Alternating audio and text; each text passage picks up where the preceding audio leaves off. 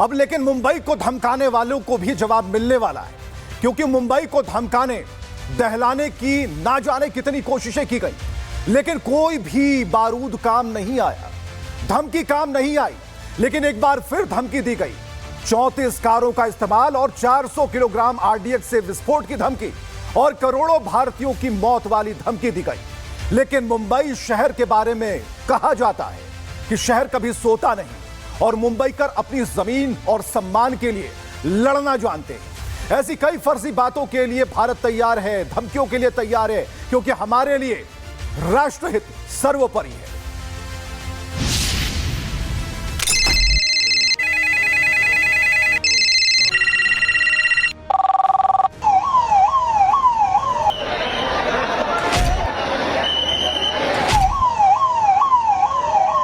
मुंबई को फिर दहलाने की साजिश रची गई।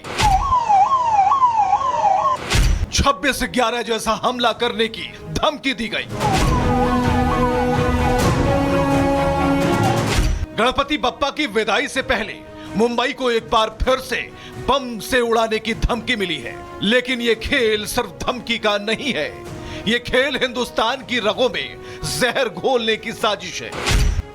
गणपति बप्पा की विदाई से पहले मुंबई को दहलाने की प्लानिंग है।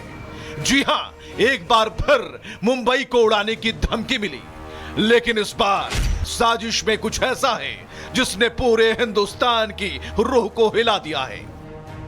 मुंबई ट्रैफिक पुलिस के व्हाट्सएप पर एक मैसेज आया और उस मैसेज ने भारत में मौत के सौदागरों की अगली चाल खोल दी। धमकी में कहा गया है, 14 पाकिस्तानी आतंकवादी भारत में घुस चुके हैं। मानव बम ले जाने वाली 34 कारों का इस्तेमाल 400 किलोग्राम आरडीएक्स विस्फोट करने के लिए किया जाएगा, जिसमें 1 करोड़ लोग मारे जाएंगे। विस्फोट के बाद पूरा मुंबई शहर हिल जाएगा। धमकी में लश्कर-ए-जिहादी नाम के संगठन का नाम लिखा है। महाराष्ट्र में गणेश उत्सव सबसे बड़ा पर्व है। इस मौके पर शैक्षणिक संस्थानों में लंबा अवकाश रहता है। 10वें दिन जब विघ्नहर्ता की विदाई होती है तो मुंबई की सड़कों पर हजारों से लेकर लाखों लोगों की भीड़ अलग अलग क्षेत्रों से उमड़ती है। लेकिन इस मैसेज ने चिंता बढ़ा दी है। लेकिन यह सिर्फ धमकी नहीं, यह भारत को खुली चुनौती है, क्योंकि इन आतंकी दरिंदों ने लिखा है कि हम 1 करोड़ लोगों को उड़ा देंगे। गणपति विसर्जन से पहले इतनी बड़ी धमकी ने पूरे मुंबई पुलिस को सख्ते में डाल दिया है। एटीएस और मुंबई पुलिस अलर्ट पर है। देश की तमाम खुफिया एजेंसियां एक्टिव मोड में हैं।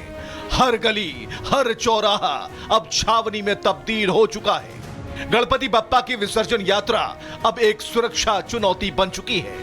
गणेशोत्सव में हाईएस्ट फुटफॉल सड़क रोड्स पे रहता है, उसको देखते हुए हमें सुरक्षा के बहुत उपाय योजना करनी पड़ती है, मेजर्स लेने पड़ते हैं। वो सभी मेजर्स हम लोग ले रहे हैं। हम इसको जो भी सुरक्षा के हिसाब से जो करने की चीज़ें हैं, उसमें BDDS चेकिंग है, इंपॉर्टेंट जगह CCTV, लाइटिंग, चेकिंग सिस्टम्स, हमारी स्ट्राइकिंग का डिप्लॉयमेंट, वो सब चीज़ें हम लोग कर रहे हैं। जो भी गणेशोत्सव में सिक्योरिटी मेजर्स और एंटी टेरर मेजर्स लेने की गरज है, पूरा मुंबई पुलिस अपनी तरफ से ले रही है। मैसेज में लिखा गया, लश्कर-ए-जिहादी का नाम नया है, लेकिन नीयत वही पुरानी है, हिंदुस्तान को तोड़ने की। मुंबई 26/11 का जख्म आज तक नहीं भूला है और अब फिर उसी जहर को हमारे दिल में घोलने की कोशिशें जारी हैं। 14 पाकिस्तानी आतंकियों से दहलाने की धमकियां दी जा रही हैं। पाकिस्तान में बैठे आतंकी शायद ऑपरेशन सिंदूर की मार भूल गए हैं। तो एक बार फिर बता दें, सुन लो पाकिस्तान, ये मुंबई है, यहां बप्पा बसते हैं, बम नहीं। और मुल्ला मुनीर, तुमने फिर से मुंबई को दहलाने की कोशिश की तो एक बार फिर तुम्हारी नापाक साजिश भारत के कदमों तले कुचल दी जाएगी, क्योंकि भारत कह चुका है, ऑपरेशन सिंदूर अभी रुका नहीं है, सिर्फ पॉज किया गया है। मैं फिर कहना चाहता हूं, ऑपरेशन सिंदूर के दौरान जो दुश्मन गिड़गिड़ा रहा था, वो किसी धोखे में न रहे। ऑपरेशन सिंदूर अभी खत्म नहीं हुआ है। कौन है ये दरिंदे जो गणपति बप्पा के नाम पर खून की होली खेलना चाहते हैं? और ये पहली बार नहीं है जब मुंबई को मास लेवल पर बम से उड़ाने की धमकी दी गई हो। इससे पहले भी कई बार पुलिस कंट्रोल रूम में कॉल के जरिए और पुलिस के नंबर पर मैसेज के जरिए ऐसी धमकियां दी जा चुकी हैं। हालांकि इस बार धमकी बेहद गंभीर है और इसमें लाखों लोगों को टारगेट बनाने की बात कही गई है। आज से करीब 2 हफ्ते पहले वारली के 4 सीजन होटल में ब्लास्ट की वार्निंग दी गई थी। इससे पहले 22 अगस्त को मुंबई के गिरगांव स्थित इस्कॉन मंदिर को एक धमकी भरा ईमेल मिला था। 14 अगस्त को एक ट्रेन में धमाका होने की धमकी मिली थी। मुंबई को दहला देने की एक और धमकी 26 जुलाई को आई थी। कहा गया था कि छत्रपति शिवाजी महाराज टर्मिनल को बम से उड़ा दिया जाएगा। लेकिन हर बार पुलिस को कुछ भी संदिग्ध नहीं मिला। लेकिन सवाल यह है, कौन है ये मानव बम और किसने इन्हें भारत में पनाह दी? ये 34 कारें कहां हैं? ये 14 पाकिस्तानी आतंकवादी अभी किस शहर में छिपे हैं? और सबसे बड़ा सवाल ये कि कहीं आपके आसपास तो नहीं कोई ह्यूमन बम है? ऐसे कई सवाल आपके और हमारे जहन में कौंध रहे हैं। लेकिन भारत की सुरक्षा के इंतजाम पुख्ता हैं और ऐसे फर्जी धमकियों के इलाज की पुख्ता तैयारी है। ने अपने अंदाज में जवाब दे दिया। अब लेकिन मुंबई को धमकाने वालों को भी जवाब मिलने वाला है, क्योंकि मुंबई को धमकाने, दहलाने की ना जाने कितनी कोशिशें की गई, लेकिन कोई भी बारूद काम नहीं आया, धमकी काम नहीं आई। लेकिन एक बार फिर धमकी दी गई, 34 कारों का इस्तेमाल और 400 किलोग्राम आरडीएक्स से विस्फोट की धमकी और करोड़ों भारतीयों की मौत वाली धमकी दी गई। लेकिन मुंबई शहर के बारे में कहा जाता है कि शहर कभी सोता नहीं और मुंबईकर अपनी जमीन और सम्मान के लिए लड़ना जानते हैं। ऐसी कई फर्जी बातों के लिए भारत तैयार है, धमकियों के लिए तैयार है, क्योंकि हमारे लिए राष्ट्रहित सर्वोपरि है।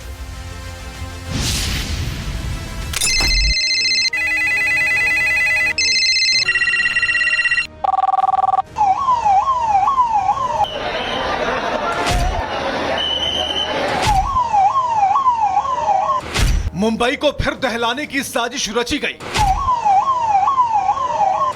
26/11 जैसा हमला करने की धमकी दी गई। गणपति बप्पा की विदाई से पहले मुंबई को एक बार फिर से बम से उड़ाने की धमकी मिली है। लेकिन यह खेल सिर्फ धमकी का नहीं है, यह खेल हिंदुस्तान की रगों में जहर घोलने की साजिश है। गणपति बप्पा की विदाई से पहले मुंबई को दहलाने की प्लानिंग है। जी हां, एक बार फिर मुंबई को उड़ाने की धमकी मिली। लेकिन इस बार साजिश में कुछ ऐसा है जिसने पूरे हिंदुस्तान की रूह को हिला दिया है।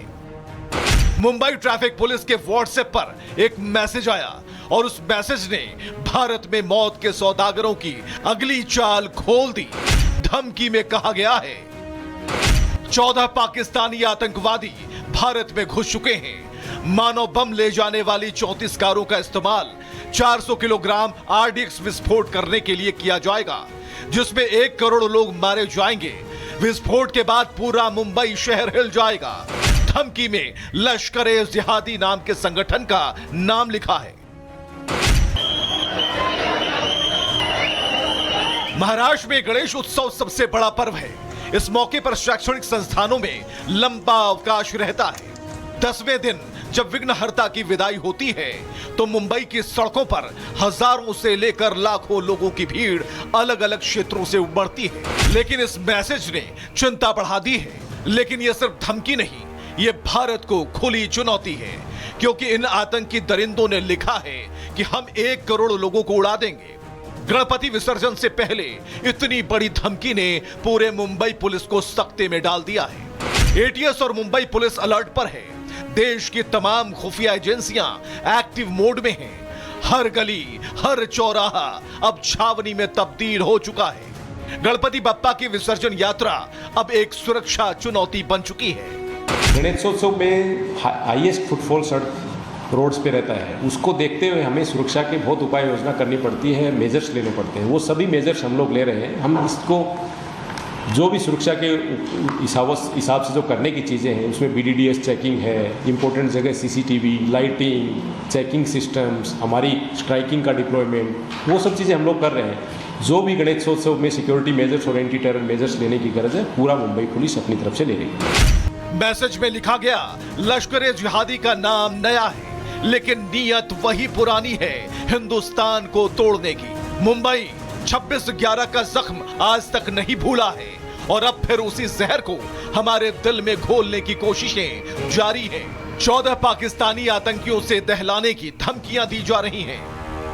पाकिस्तान में बैठे आतंकी शायद ऑपरेशन सिंदूर की मार भूल गए हैं, तो एक बार फिर बता दें, सुन लो पाकिस्तान, ये मुंबई है, यहां बप्पा बसते हैं, बम नहीं।